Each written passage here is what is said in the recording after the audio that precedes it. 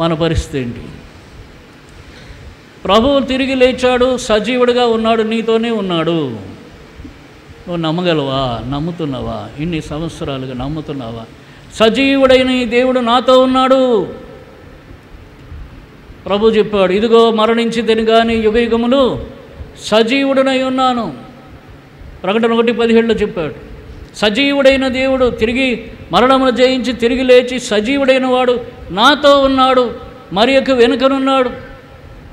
శిష్యులకు ముందునొచ్చాడు, ఎమ్మాయి శిష్యులకు పక్కన నడిచాడు. ముందునున్నాడు, వెనుకనున్నాడు, పక్కనున్నాడు.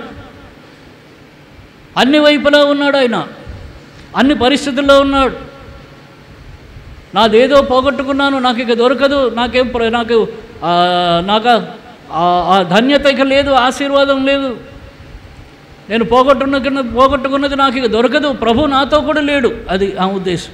ప్రభు నాతో కూడా లేడు అనుకుంటున్న ఆమెతో కూడా ప్రభు ఉన్నాడు. ప్రభు వెళ్ళిపోయాడు, మమ్మల్ని వదిలేశాడు, మమ్మల్ని విడిపించలేదు, అంటే మాకు సహాయం చేయలేదు, మా సమస్య పరిష్కరించలేదు అనుకుంటున్న ఎమ్మాయి శిష్యులతో కూడా ఉన్నాడు. ఎవరో వస్తారు, మీద పడతారు, చంపేస్తారని భయపడుతున్న శిష్యులతో కూడా ఉన్నాడు.